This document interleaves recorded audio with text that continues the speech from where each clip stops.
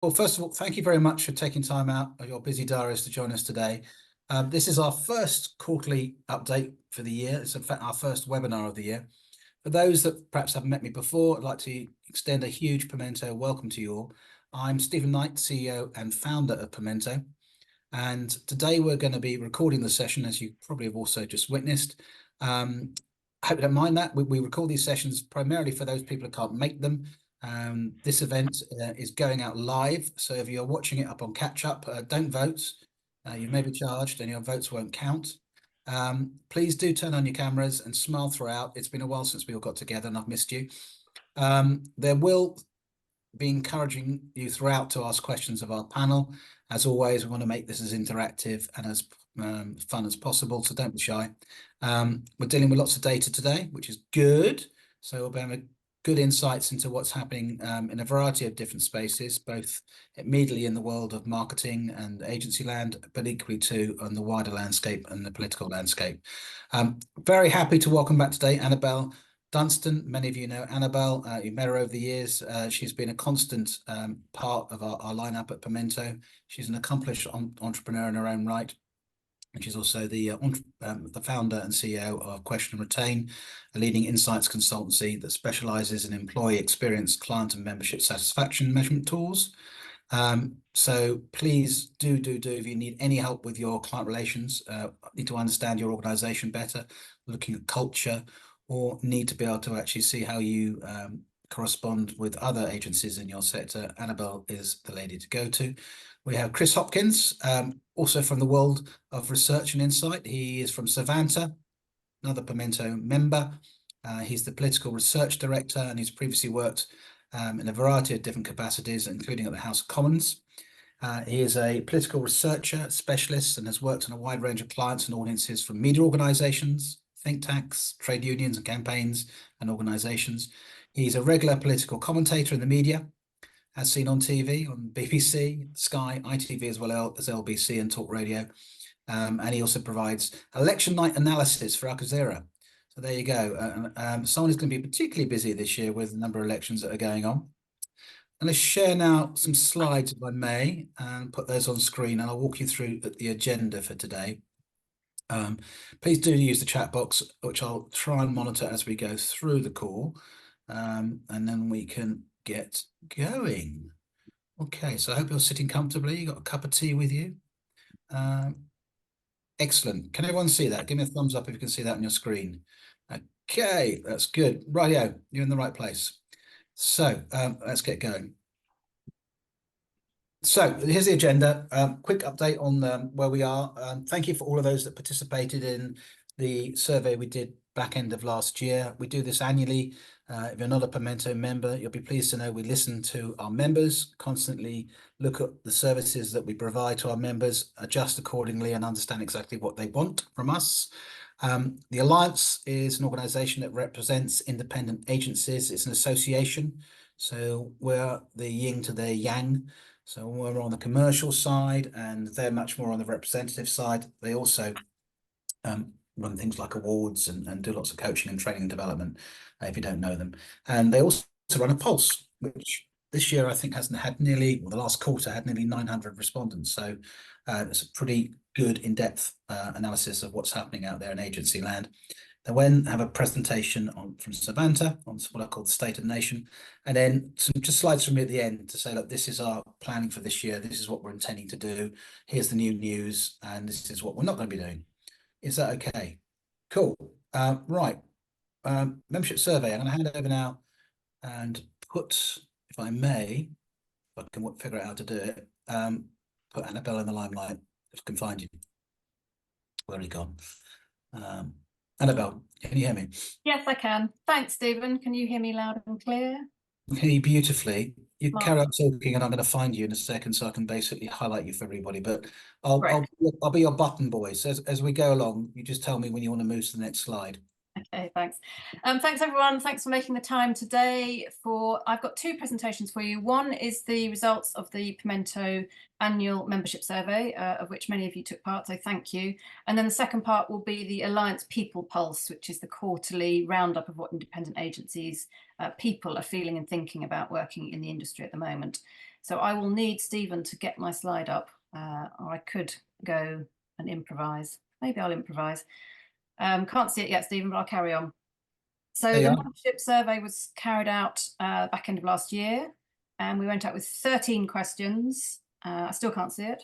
It's on the screen. It's on the screen. Perhaps, can anyone else see it? Can you see it? No, the slides are not moving on, Stephen. Oh God, here we go. Right, I'll come out again. Don't we love that tech hit? Technology is great when it works. I'll carry on. I'm happy to bluff. There we go. 13 questions we went out with. And we always try and keep it light. I know some membership organisations might go out with 72, but we really do try and keep it lean and tight so that we can get as many of you to respond. We went out to 146 members amongst 129 organisations and had a fairly decent response rate of 34%, which was bang on what we did in 2022. Just as a guide, we work with lots of member orgs, and if you get between 20 and 30, it's kind of good. 30 to 40, it shows that you've got proper engagement and members are interested in goals and objectives. So if I could plea for any more to respond next year, then to get up to 40% would be ringing the bell there. But more than representative, clearly. And from that data, we can pull out all the positive stuff, great, which helps us attract new members, suggestions and ideas that we can help respond to that you really like and that you want more of or perhaps less of, and then any challenges and concerns that have been flagged. So this 2-page deck, I'm not going to submit you to the 40-slide deck treatment. This is 2 pages. And if you've got any more questions to drill into the data, I'm more than happy to take those, or I'm sure Stephen will answer them.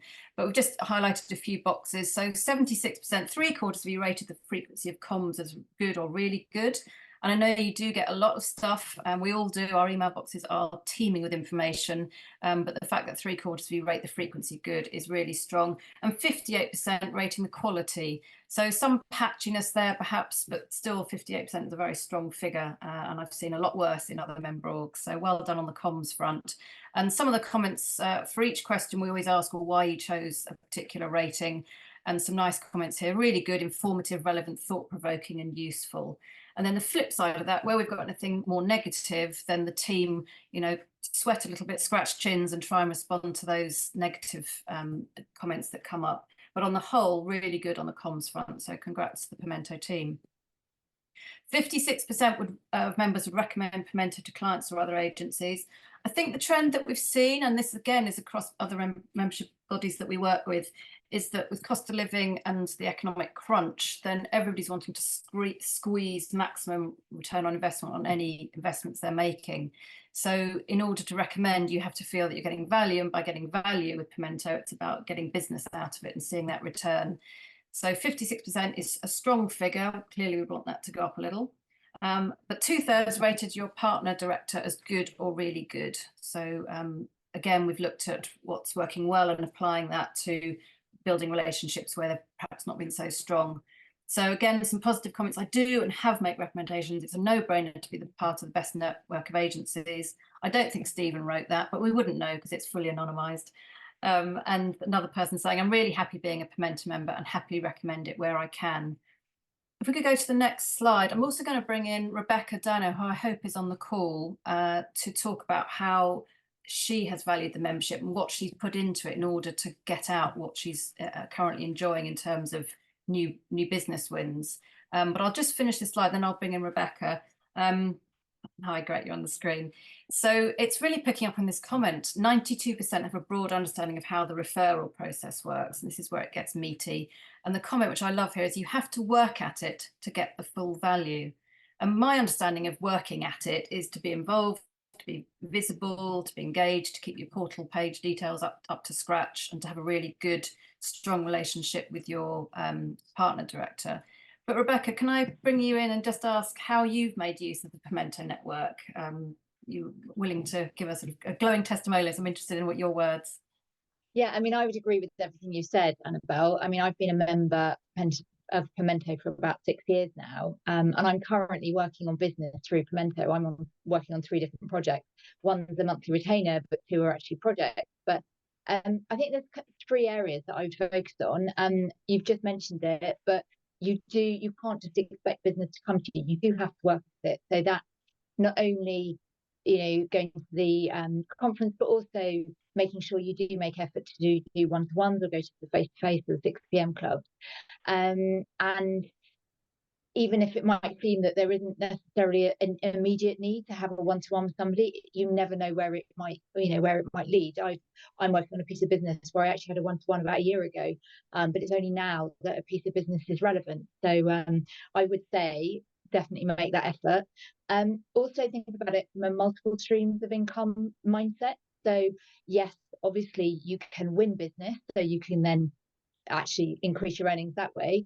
But if you bring business to the network, it's a great way of potentially seeing some residual income. So you might bring a project, but if it's a long-term project, you could then be making money from that in terms of the kickback every quarter. And effectively, you've only done the initial introduction, but then you've got that residual income coming in. Also, if you introduce people to the network and they become a member, that's another way of getting income. And then I would also be really upfront and really clear about what you want, because we all operate at different levels. So some of our bigger members only want projects or only work on projects at a certain revenue level, but some of the smaller agencies or individuals like myself, say a £5,000 project for a 10 grand project is actually quite a game changer, whereas some of our bigger members, that might not be big enough. So be really, really clear with your partner director or with Stephen, with David, about what you're looking for, so that they don't overlook something, and that could be quite important to you. But also when you have capacity. I mean, I've had it over the years where I've been working on activity or business outside of the Pimento network, but once I then have more capacity, I've reached back out to Stephen, Simon, David and said, look, I'm available if there's anything there. So I think it's just communicate as much as possible about what you need, what you want and what capacity you have. That's fantastic. 3 really clear bullet points. Thanks, Rebecca. I really like that. I wonder if you could write it up as a blog. That would be helping all of us, I think. Cheers. So just the final few points on this slide. We've got top middle there. 76% of members are aware of the agency support services. Stephen, do you want to add anything on that, or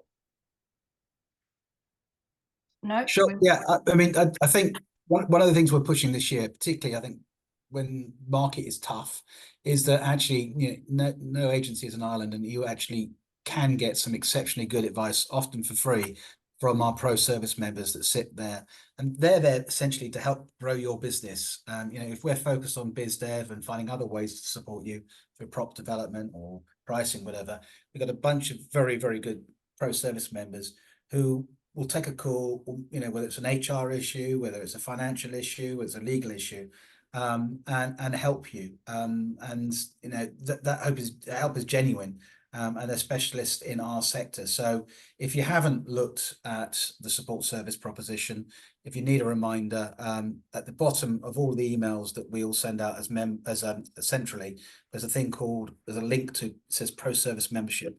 If you link on that, you'll see who's in there and how they can help you. Or if you've got any questions, yesterday I was speaking to 3 agencies yesterday, and 2 of them basically said, we need help on financial control, we need help on finding somebody who can actually sit on our board as a non-exec, all those sorts of things. There's plentiful talent there. You need to just ask. Great, thank you. So yeah, just 1 in 12 accessing those services at the moment. So there's a real opportunity to, even if you've spent half an hour a week on that, I'm sure you'd see some changes and doors opening for your business as a result. 76% awareness of agency support services fallen from 84% in 2022. So just a little drop there. Perhaps your mind's on other things. And 60% have heard of Pimento Fuse, with 1 in 5 wanting to know more. Now, clearly that 20% wanting to know more, Pimento will be in touch if you've left your email address in that survey. Final column, 52% likely to attend online events. So that's a bit like the Brexit vote. Yep, it's over the line for those to continue.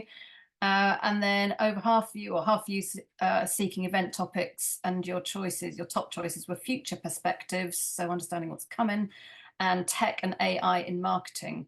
Interesting that I just saw the Edelman PR Trust Barometer. There was an article out on that yesterday on LinkedIn, saying that the biggest divide in boardrooms is attitude to innovation and the advent of AI in businesses, and that could cause polarization around the boardroom. So interesting, if you look inwards at your agency, what are the views around AI? Have you got a split going on? Are you going to go forward together with a united front on that? I think that will be key to avoid polarization. So we don't shy away from the negative. We've got a couple of really nice positive comments in that final column, but that last point, I think Rebecca answered it brilliantly. Yes, Pimento is brilliant, but currently we're not seeing the value which we once did. So it's a two-way relationship. I do urge you, having read through all the data, there's some people who are really, really enjoying benefit from being members.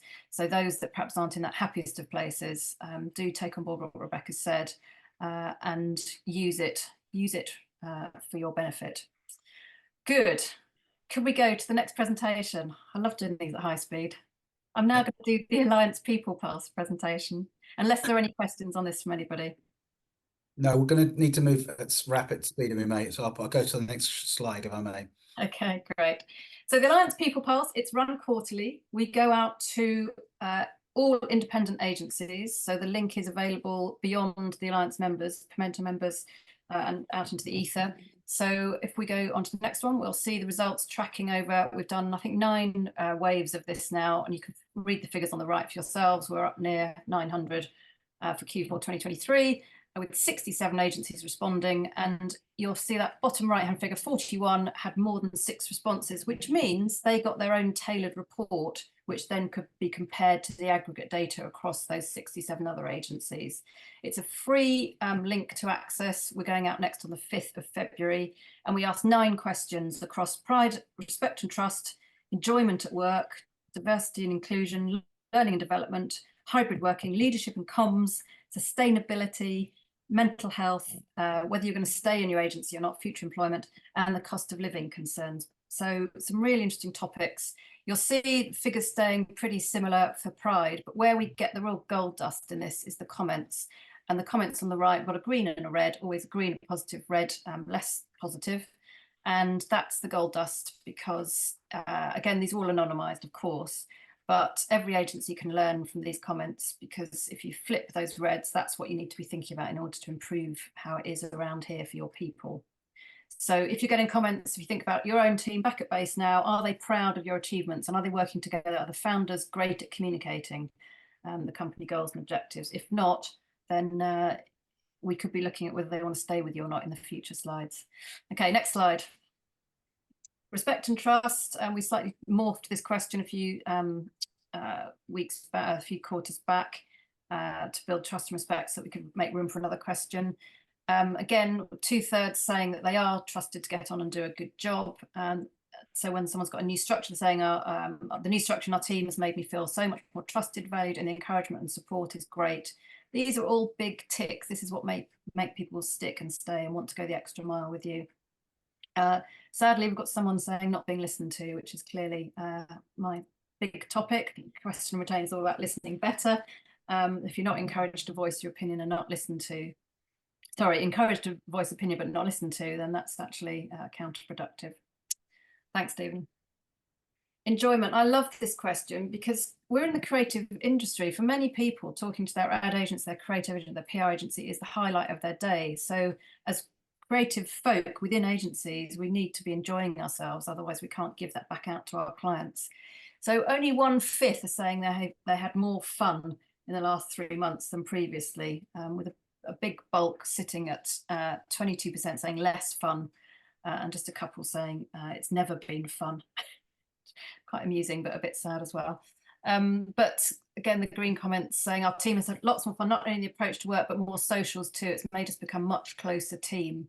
So again, this is really important. If you then play this back into your own team, what would they be saying if they were answering these questions?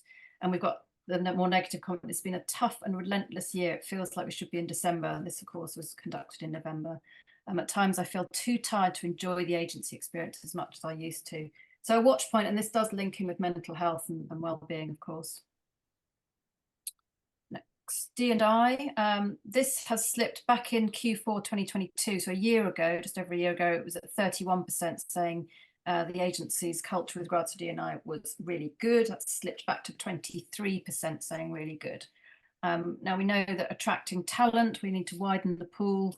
We're still very monoculture in lots of ways. If we look around this call today, it's not representative perhaps. So what are we doing as leadership teams to look outside of the usual pools that we attract talent from? And you know, one very negative comment, the agencies run like a gentleman's club. Can you hand on heart look at your website and say that you are really active on D&I? And of course, not just people of colour, but neurodiversity and disability and so forth. So again, a watch point for attracting and retaining talent, up the ante on this front, I would say. Thank you. Learning and development, we know that through difficult times, those agencies that continue to invest in training their people, keep them agile and fit for future. So anything around AI, I think is going to be very popular at the moment. We've got 51% saying, yes, I am, offered training and development. And it's how you package it as well. It might not have to be a paid for course off site. It could be on the job learning, and how you package that internally as a smaller agency is really key. We used to do that at Three Monkeys, and people really valued the training that we gave, which was actually doing the job, but we packaged it in such a way that it was understood to be training, and people really came on in leaps and bounds as a result. And you've got this perennial problem in agents, no time for training around day-to-day work. So, you know, we're creative lateral thinkers. How can you make that be that they do have time for training? Next slide. Hybrid working, we might move on from this question because it's become kind of the norm that people are in 2 or 3 days a week, and it's moved on. But we were just interested to find out whether it had impact on people's career development. And 58% saying yes, it had. And in a positive way, allows much more flexible lifestyle, giving me lots of time back. I'm happier and much more productive in my working hours.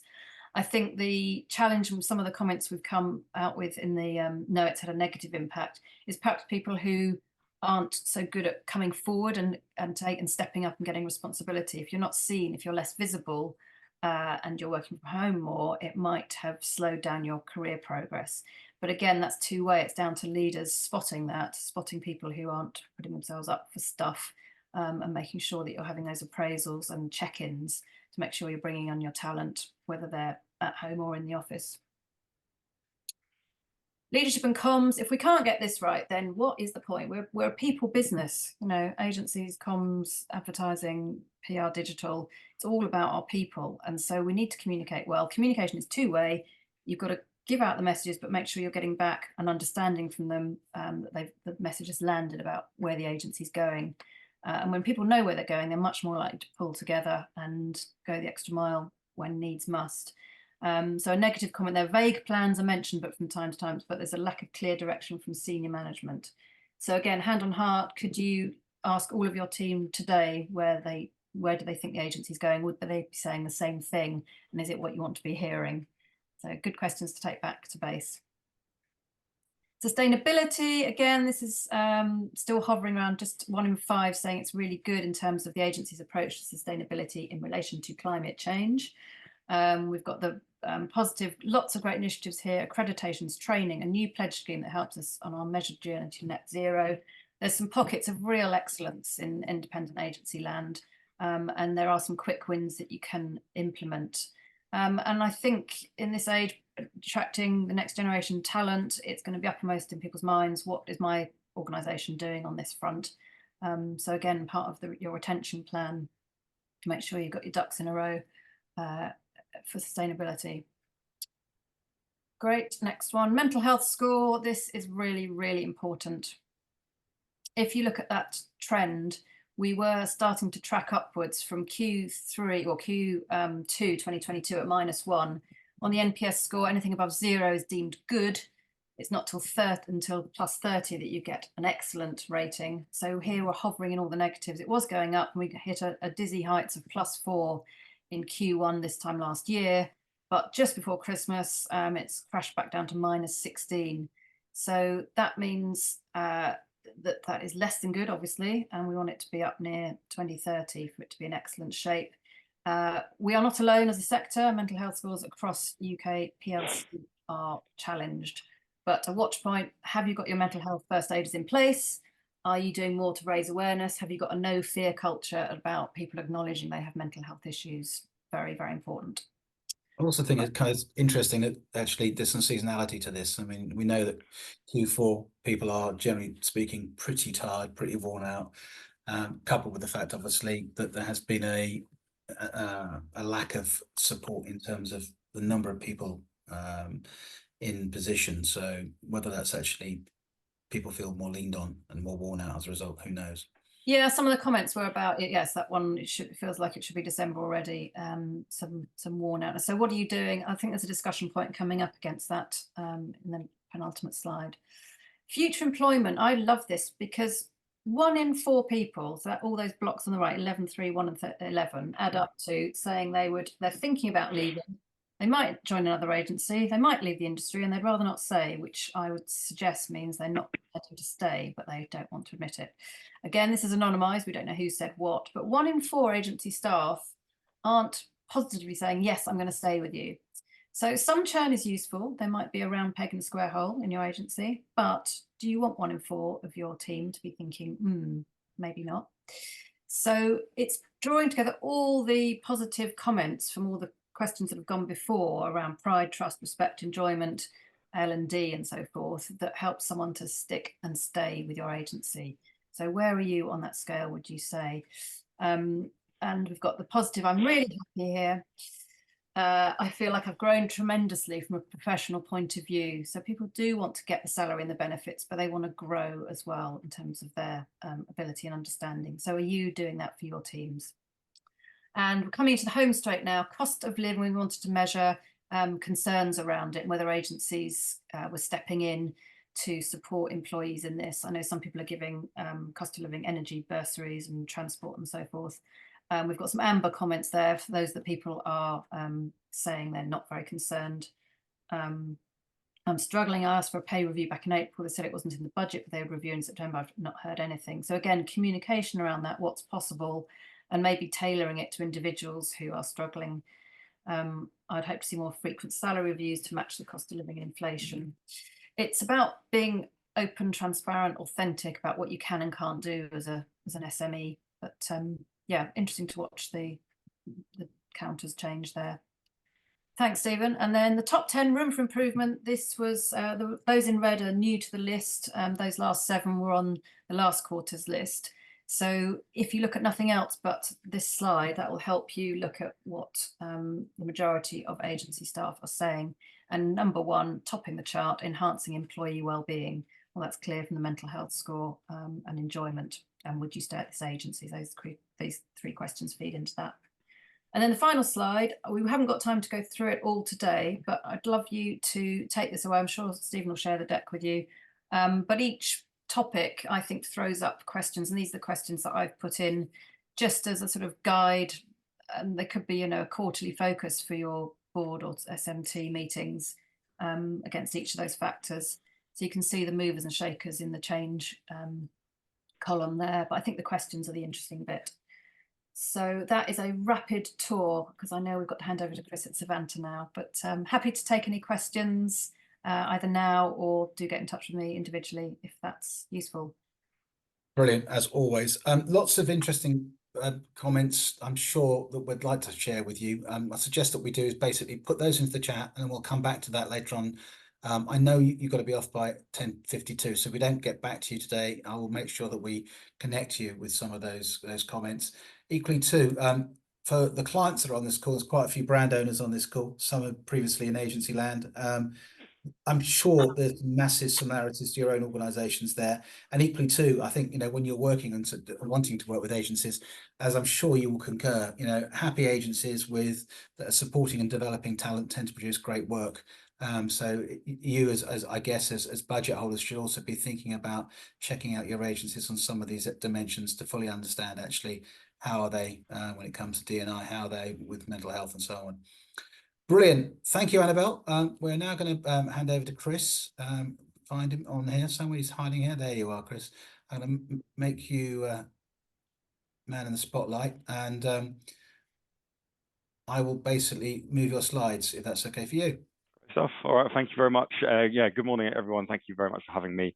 I'm Chris Hopkins. I'm the Director of Political Research at Savanta, and yeah, as Stephen said, I think at the top of the call, it's certainly going to be a really interesting and busy year for me and my industry. So it's a real pleasure to take you through some of our latest data this morning, some of which you're getting exclusively, as I haven't had time to publish some of it yet. So yeah, you're getting an exclusive first look at some of our latest political questions and political data. I do hope that, yeah, you'll indulge me a little bit, given my role at Savanta, in some slightly more political findings, and perhaps a little bit of an explanation as to why the polls are showing what they are at the minute in a year where my industry will be under increased scrutiny. So yeah, next slide, please, Stephen.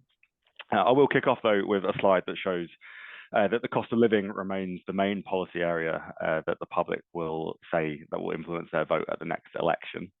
Obviously, we're hearing a lot about immigration, and while that is important, and its importance has definitely risen post-pandemic, it's still nowhere near as important to voters as the cost of living more generally. I've been of the view for some time now that if 2019 was known as the Brexit election, then 2024 will be known as the cost of living election. And I think simply the party that can convince voters that it has the best plan to put money back in people's pockets is likely to be the one that's going to be rewarded at the ballot box. Having said all that, while cost of living does come out on top for all voters, Conservative voters in particular do still rank immigration above it. I think it does make sense when we're thinking about the government narrative that the government is going to continue to discuss immigration as its big issue. And MPs chatter about immigration coming up on the doorstep more than other issues, particularly in those seats that Conservative MPs are trying to defend, I think is still likely to ring true. But I still think that when the short campaign starts and when push comes to shove, I think it will be the Conservative Party's economic record in government that will be the main weapon that Labour has in that short campaign in their arsenal. Next slide, please. So this slide shows how consumer economic optimism has improved over the last 14 to 15 months from a low that we saw in October 2022. Three of the metrics that I've highlighted here have shown significant improvement in that time period. Economic optimism generally has improved from a net score of -50 in October 2022 to -29 today. The personal financial optimism has improved from a net score of -23 in October 22 to +1 today. And the prospects of going on a foreign holiday, which we incidentally originally asked as an indicator about optimism that the pandemic would be over, but is now transformed into something of an economic indicator for us, was -1 in October 22 and now stands at +13. That picture is not standard across the board, as one might expect. So in our most recent tracker wave that came out of field at the weekend, we find that only those in the AB social grade have a net positive optimism score when it comes to their personal financial situation. And their score of +22 significantly dwarfs those in the C1, C2 and DE grade that average around -2.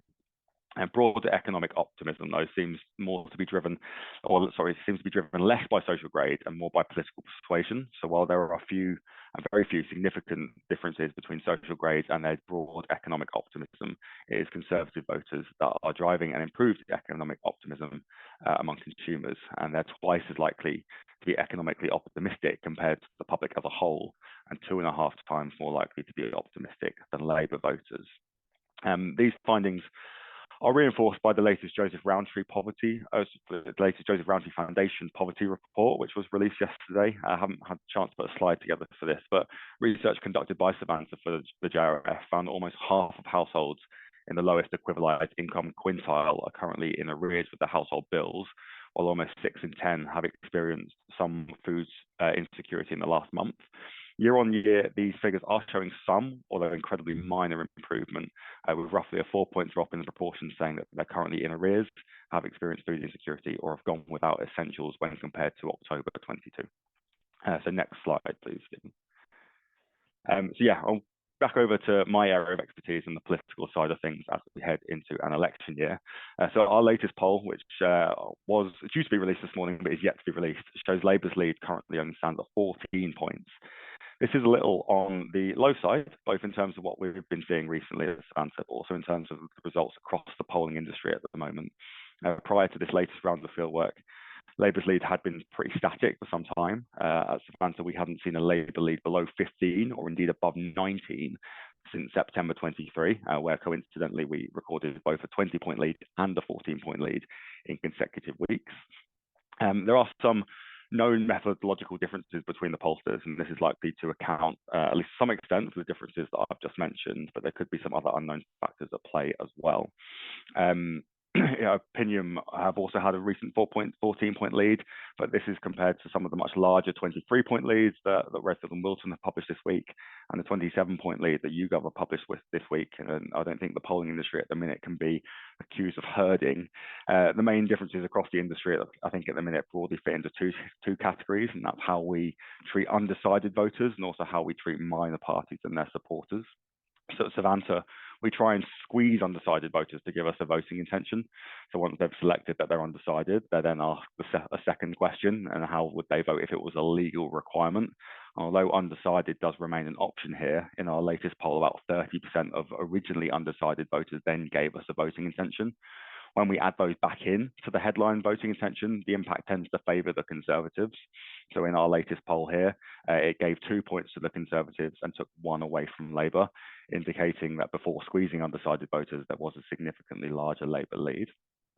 Ultimately, though, this difference is negligible compared to the 23, 25, 27-point leads that are being published. And obviously, with our methods unchanged from last week, it's interesting to note that the movement is somewhat different to the general consensus regarding how the polls are looking at the moment. And the other quick difference between us is how we treat Reform UK and some other minor parties in general. So Reform UK voters are increasingly discussed within Westminster circles as to their potential impact at the next election. Polling, of course, is a nowcast, and we're not trying to forecast what they will do when an election eventually comes, but rather what they would do if one was tomorrow. This does give us a bit of a headache if, as we expect, many of those who tell us that they're going to vote Reform are doing so as a protest against the Conservative Party. Excuse me. And when push comes to shove, they end up voting Tory anyway. But at Savanta, we don't prompt Reform in our initial voting question. Respondents have to click another party before being taken to a second screen where Reform and the Green Party can be selected. We believe this contributes to us not showing Reform quite in double figures as other pollsters have, but they have still reached a high of 9% in our polling, which I think is quite remarkable given our methodology. Next slide, please. Excuse me. So this chart shows in a bit more detail how static the picture has looked since Sunak came into office. Throughout the whole of last year, Labour's vote share was always between 42 and 47%, with the Conservatives always between 26 and 32. In the last few months, though, we have started to see some lower average vote shares for the two major parties. So throughout October and November of last year, the Conservatives' polling average was around 28 and Labour's was at 45, and the average for each party through December and January has been around 1.5 points lower. And while we do have this chart up, I will try and preempt a fairly frequently asked question, which is whether I expect the polls to narrow. I think the short answer to that is yes, but by how much remains the million-dollar question that no one really has the answer for at this stage. I think that the polls will narrow in part for the reasons that I explained on the last slide, and whether pollsters change their methodologies and start squeezing undecided voters, or undecided voters generally start to make up their minds. I think this will ultimately benefit the Conservatives because those undecided voters still look and feel more Tory than they do Labour. But the simple and probably correct assessment ultimately of these voters is if they haven't switched to Labour after Partygate and after Truss, will they ever? I think my assessment of that is that there is still a chance that they could, but it feels very much more likely that they'll vote Conservatives. But irrespective of the polls narrowing, I do tend to think that Labour have quite the cushion. I think Scotland definitely helps there as well. And while the polls do tend to narrow the closer to an election for a number of reasons, I don't think just looking at historic factors and assuming that the narrowing of the polls will be replicated this time, I think that tends to neglect the factors around why they may have narrowed before. And indeed, some of the later slides that I'll go through show that it's not just vote share that shows the Conservatives are in real bother. So next slide, please, Stephen. So in 2015, pollsters got it wrong, mostly through methodological issues. It definitely wasn't shy Tories or anything that you may have heard.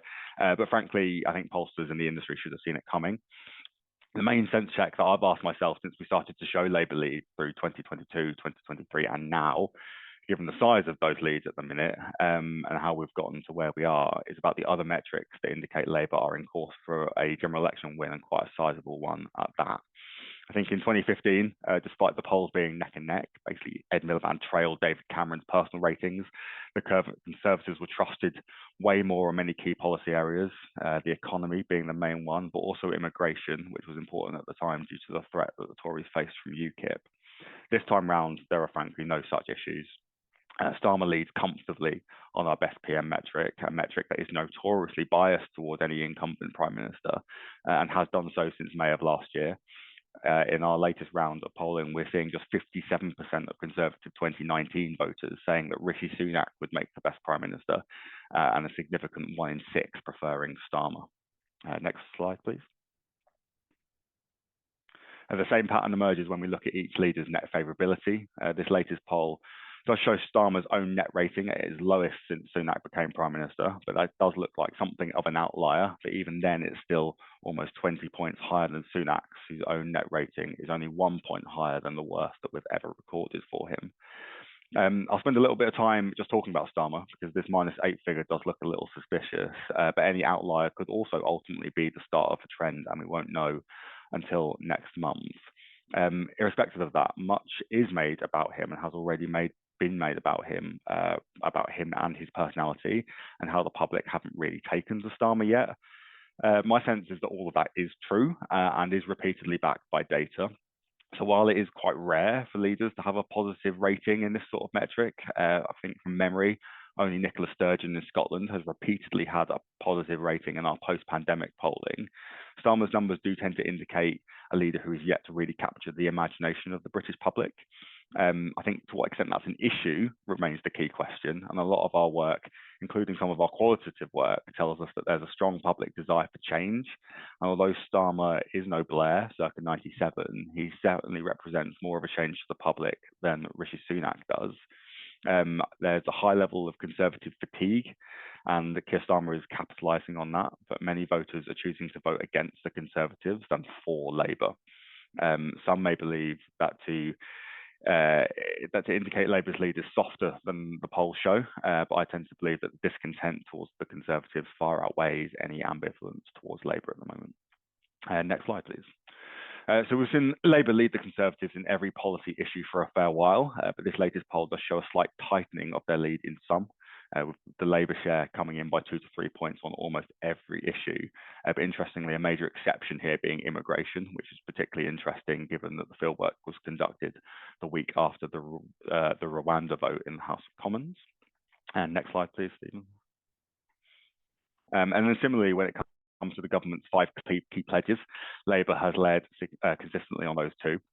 Some of these differences between the government and the opposition are well within the margin of error, but one would expect, and the government would definitely hope, that for its own 5 key pledges, they would hold the lead over the opposition. I think, in other words, they'd hope that irrespective of how unpopular they are, they might hold the lead over the bits of policy that they're building the largest narrative around.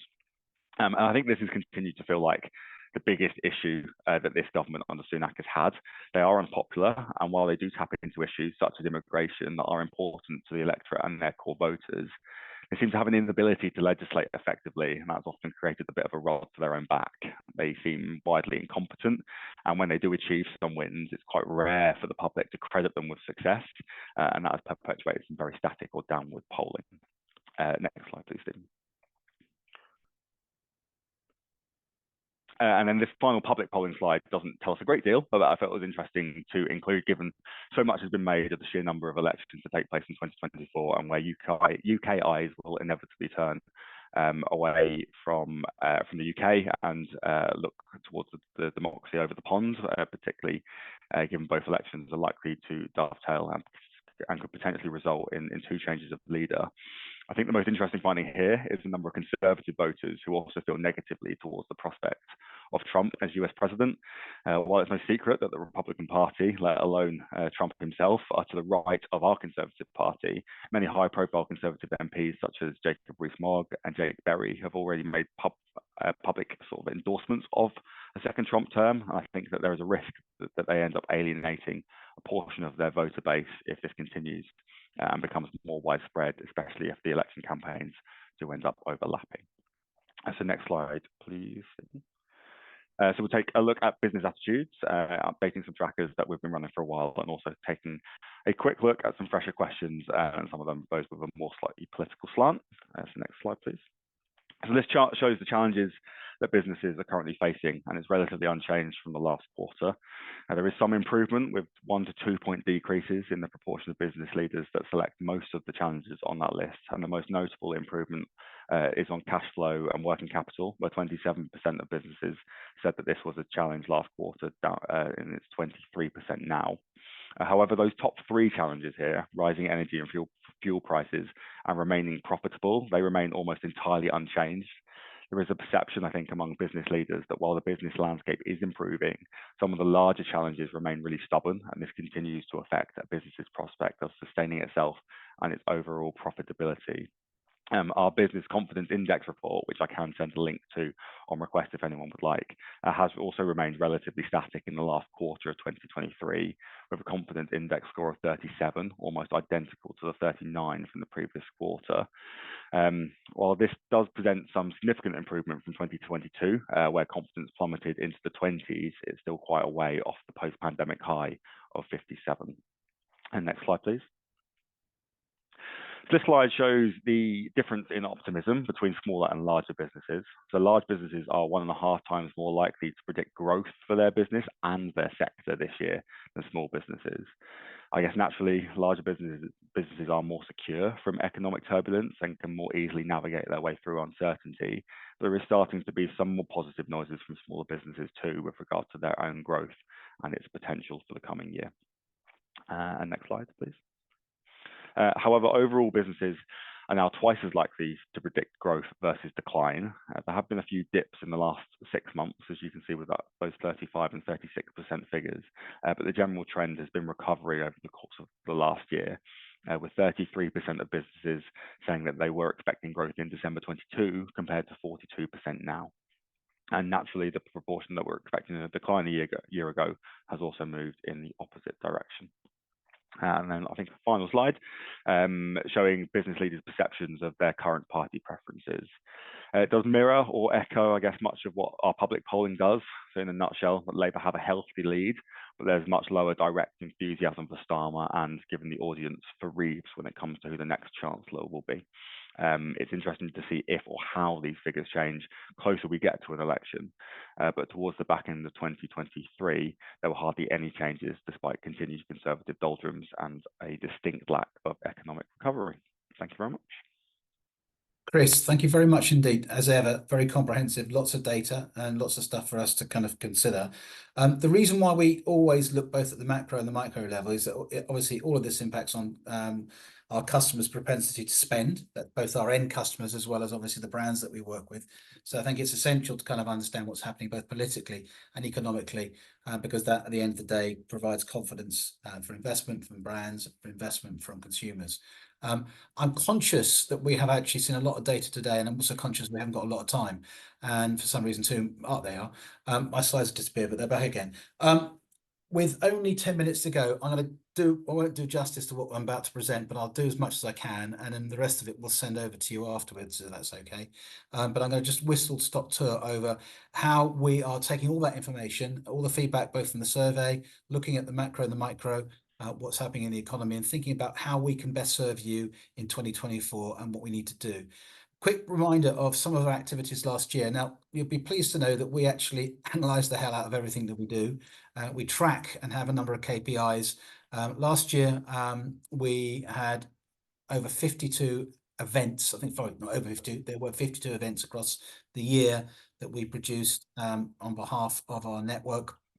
It's split between client events, so Pimento Marketing Spice Live, which is our client event. We had over 605 registrants.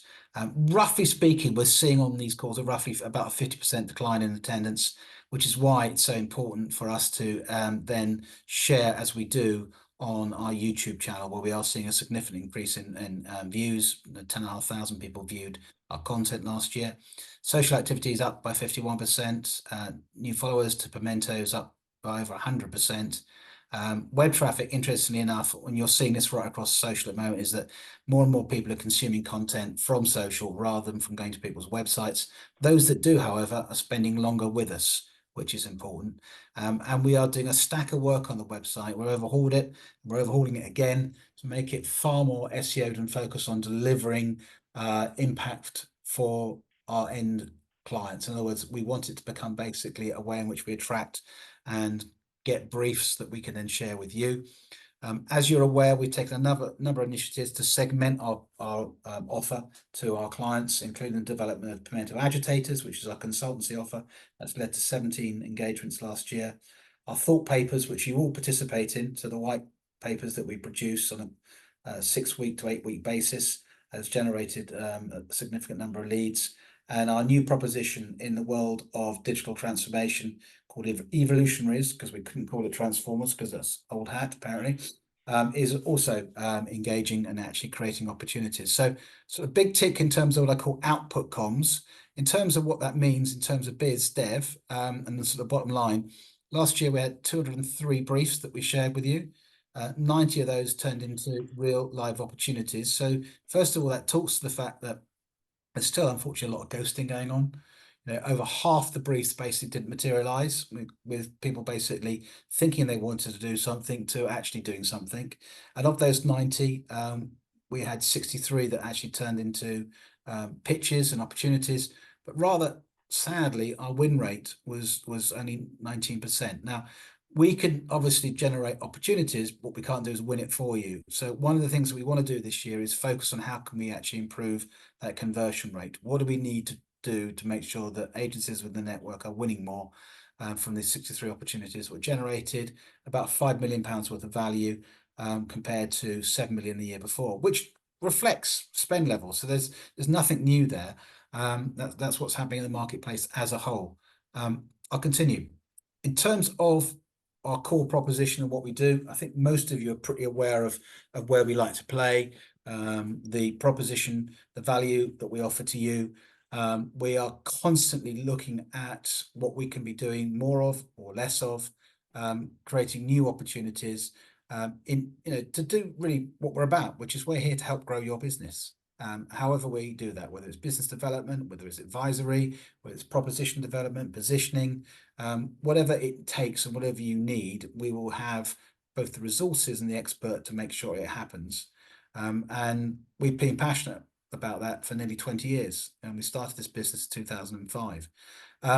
In terms of new value, things we're going to be doing this year, we're talking a bit about our approach to new business and where we're going to be investing. I've spoken already about actually how we're overhauling the website and actually increasing our spend both on SEO and organic activity there, as well as social development. You're going to see more client-facing activities and events this year than previously. And you've all asked for in the survey more networking events. You love networking. You like getting out and about, as well as obviously using the opportunity to do them online. So our 6 p.m. clubs, which is our live events, we're increasing that. We'll also be going into Scotland, where we've appointed a partner director who's working with us there. And we'll also be increasing the online equivalent called the 5 p.m. club, or as we call sort of speed networking. In terms of professional services, again, talking to the earlier point about actually winning more, we've had 2 initiatives. First of all, Savanta, offering us their essentials package, which is a pitch winning package, which I'll talk about in a minute, for discount for our members. We are going to be working with the great pitch company. We're going to be creating some free taster sessions on how you can win more, convert more, and hopefully that will help to assist us in actually that conversion rate, which we need to get up to 50%. There will also be a series of free training and development programs for everyone in your organization, and we encourage you to get as many people onto those training programs through our coaches, of which we have 5 within Pimento. And we'll continue basically helping you too on the growth advisory side in terms of our program working with Now and XY. There's a series of 3 programs coming up over the next, starting on the 7th of Feb, going through to April, on how to scale your business through to sale. And we're also looking at a range of different campaigns and activities that you can run to improve productivity. For example, we've just been joined by a new member called Generate, who come from the world of AI. and they will be helping to coach and develop agencies' understanding of not just how you use AI creatively, but actually how can you use it in your organization to improve productivity and reduce your cost, and thereby improve your margins and obviously then your bottom line. So, as I say, focus on improving new business win rates through the BD Club, and God bless him. Paddy will be basically focusing on that. We've got a session coming up next week, I think it is, a week after, on negotiation skills. But he's got a host of top line presenters there, and it's all free to our members, designed to actually help you win more.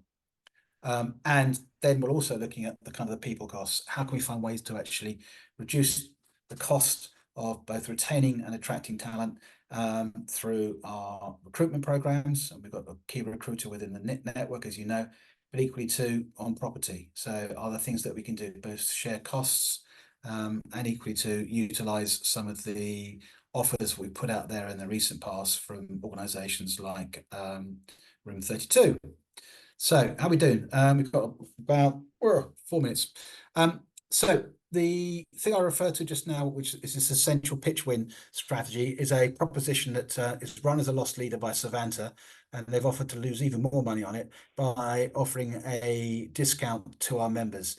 Essentially, this is a very simple 4-step pitch winning strategy to be able to validate your ideas, so that when you put them in front of your clients, you can actually validate them in the sense that they have been in front of their consumer, and actually you've got some consumer responses, and you've got some vague idea that the actual ideas you are pitching have some chance of actually achieving your client's business objectives. If you don't already use research to pitch, then you're missing a trick, frankly, because you're on a hiding to nothing. A lot of agencies, good agencies, do, and it doesn't really matter what area or discipline you come from. There's always a role for insight and research. This is about as cheap as it gets, and it comes from one of the big players in the sector. So if you're interested in actually finding out more about this, I'll be sending this pack out anyway, but just drop me a line, and we will connect you with the relevant person within Savanta. And as I says, there's no limit to the number of packages you can buy and use, but build this into your pitch budgets and think about how you can use research better. Referrals and portal. Do you want to join me and have a quick sort of natter through these slides, Teresa? I'm here, I'm unmuted, but I don't know if you can see me, but yeah, morning everyone. So we have looked into a way that we can automate the referrals process more for everyone. At the moment, our members will know that we're working on Google Sheets. So we've moved this over to the portal. This will go live in the next couple of weeks. We will communicate this via email. We will send out instructions, but it's a fairly simple process. When you go into the portal, you will see that there's a new item at the top in the menu that says referrals. You can go in, you can see a list of all the job opportunities that have been referred in to you and everything that you've referred out to other members. The system will pick up the members involved in the project, so you won't need to put the form in 2-3 times. You only need to just put it in the once, and it will duplicate for you into the relevant members referrals list. But what you see on your referrals is only visible to you and to the other member involved, and it's only visible to Pimento, so it's secure. You can access it 24/7. As I say, we will be sending out instructions on how to use it all, but it's a way of making the process easier for everyone, keeping it all under one roof in the portal, and it helps us with tracking as well. It helps us to keep an eye on what's going on in the business. We'll give you more information. Cool. I'll send that out to you afterwards. So very quickly on the new business side, because I know it's critical for everyone. As I said earlier, we're going to be doing a lot more client-facing events and activities. We're also going to be continuing with our quarterly campaigns and thought papers. I would encourage you, if you asked to participate in this, and if you do get the opportunity, it's a great way to get your brand in front of 15,000 prospects, which we send it out to. We're also going to continue to market it across channels, so that it's not just a white paper and outbound campaign, it's also a webinar, it's a podcast, and it will also include lots and lots of social. Our focus on podcasts this year, we'll be talking to leading figures from the world of brands, so client side as well as agencies. And as we've spoken about in the past, we're going to be actually far more targeted and segmented on our outbound emails. You have said you don't want to be over communicated to. Our clients are no different, so it's about being relevant and actually sharing content with them at the right time. In terms of data, We are changing our data sources. We've been looking at different partners, and we've decided we'll be procuring data from 2 different sources going forward. We're only too happy to share our analysis in that world with you. I'm sure there's an opportunity for us to work collaboratively to actually find ways in which we can reduce our cost of acquisition when it comes to data, particularly client data. So again, that might be a group buy, something we look at. And it's interesting though that Alf have just joined Pimento, so there may be an opportunity there as well as others. In terms of extending social reach, please don't forget, if you share content with us, we will actually reshare it on your behalf, and obviously we'd love for you to do the same thing. Our focus really will be on 2 channels this year and continue to be on LinkedIn and YouTube. We did do Insta. I didn't bother to put the figures today. We do X too, but frankly, it's those 2 channels that are the most important to us, and that's what I would suggest may well be similar for you. We've spoken about the website. We've spoken about showcasing. So we're building out. We're hoping to get to 100 case histories by the end of Q1 from you. So you'll probably get a call if you haven't done so already from Spencer saying that we want to basically highlight the work you're doing in a particular category by having you share case histories with us. You'll get full accreditation, obviously, but the idea is obviously to improve our SEO and at the same time drive opportunities to you. So if you do get a shout, please do share case histories where you're able to, and we will republish them on the website. And then the other thing to talk about is 3 specific campaigns. So the agitator campaign, which is, as you remember, is about encouraging our clients to basically have some of our brand consultants, business consultants, marketing consultants help them with a particularly thorny, difficult issue. Off the back of that, we create an opportunity which we can then execute. Again, that's proven to be quite successful, and we got 7 projects last year. We're going to carry on with that. We're about to launch our interim CMO and head of marketing campaign. We have, I think, identified about 25 members and associates who are interested in basically interim CMO work. A few of them on today's call. Lovely to see you. That'll be launched. And Evolutionaries, we're going to carry on with that particular campaign and broaden it. 2 other initiatives. One is we're going to be launching a free agency search process for clients where we will be offering our services within Pimento membership, and we're required outside of Pimento membership to run processes for them to find solutions to their briefs. That is market leading in the sense that everyone else charges lots of money for it. We will be doing it as a way to encourage business development and to build stronger relationships with new clients. So that's going to be kicked off at the end of Q1. And on the new business consulting, as I say, we're upping our game in that space. Paul's joined us. He brings yonks of experience. He's absolutely passionate about driving new business. He's got a wonderful black book. He joined us 2 weeks ago, and he's wading through data and helping us basically to fine-tune our proposition. And he's already reached out to 20 different brands, and he's working with warm data, which we've developed over the last 18 months. And I firmly believe that we should be able to actually increase by at least 50% the number of briefs that we generate this year as a result. Quick reminder of the team, who's doing what. Been a few sort of changes here and there. Nothing massive, you know, most of us. David is now completely focused on basically driving opportunities for our members and working with our membership teams. He's ably assisted both by Lindsay, who's running Scotland, as it were. You thought it was the SDP, but it's actually Lindsay. And we got Simon running England and the rest of the UK, working hand in glove with David and myself. On the marketing side, we've been joined before Christmas by Laura, so we have full marketing contingent there. Paul on new business, Paddy running Pimento Fuse, and then I think most of you know both Malcolm and Isabel. Quick reminder what's coming up. If you go to the portal, all our events are shown there. Please sign up for as many as you're able to make. Remember, it doesn't have to be you. It can be someone else in the agency. So please, you know, do share the love. If somebody in the agency would like to come, they're always welcome, particularly to our 6 p.m. clubs. Next one up is in London, but we've got Leeds, Manchester, Scotland, and beyond this year. 5 p.m. clubs will publish those dates. There'll be at least one a quarter. Marketing Spice Live, which is our client event. The first 3, I think we've now basically got locked in terms of what we're going to be talking about. Biddy Club, which is a firm favourite, continue to be hosted by Paddy. I think he's got 70 people registered for the next one. which is, when's that? It's the 4th. I think it's the 4th of Feb. Is that right? No, next week, 31st. 31st. So by the time we get there, probably be about 90. That is anyone who's basically involved in business development, the MD, the chief executive, the head of new business, the head of client service, the head of growth, whoever it is, they are very welcome, coupled with account directors. Go along. The next session is going to be particularly amusing, which is how to negotiate like the CIA, which I think is the CIA. What's the CIA? I think. Club 30 being run by Spencer and ably assisted by Laura for younger members within the network. Both social activities and what I call soft education, mainly focused on well-being, managing money, all those sort of kind of really important things. But these are our future leaders. We need to invest in them. Lots of networking opportunities when the weather gets better.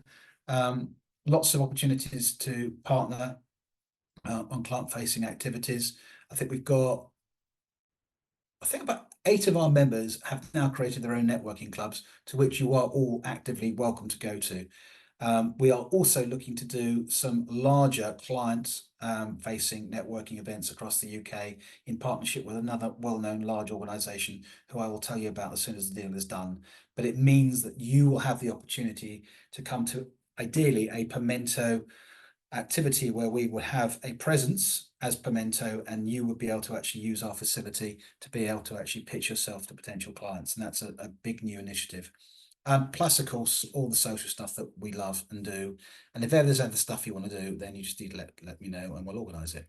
So I think that was it, really. Just to say to you, look, it is your community. You only get out what you put in. If you're super busy, it doesn't always have to be you. It can share the love throughout the agency. I'm sure that people will learn and benefit from basically having a closer relationship and networking more and getting to know us better. But get involved, come to our events, come to these events as you have done today. Update your portals, keep your PD up to date with any new products or any new individuals, any new client wins you've had. Track all your referrals. It's now even easier to do. You've got complete transparency on that. Please respond to briefs in good time. So if I get a sniff at a brief and I share it with you, if you can get back to us, because very often the turnarounds on some of these things are quite quick. This is a really big one. Can you, all of you, communicate with the rest of your team, however large or small they are, that actually what Pimento is, why it's a resource, a centre of excellence, an opportunity for them to actually procure talent, outsource projects, etc. Procure products like the Savanta product we spoke about earlier on to help you on pitches. And the more people in your organisation are aware of us, frankly, the better for the community, because it means that rather than actually outsourcing to third parties outside of network, we're keeping people in the community busy, and that helps everyone. And, you know, ultimately, it's about celebrating independence and supporting each other and building the community that we've been working at for the next part of 20 years. So thank you for those that were able to stay, 32 of you. I appreciate we've run over time. It's now 9 minutes past the hour. I'd like to thank Chris. Would have liked to thank Annabel, but she's had to shoot off.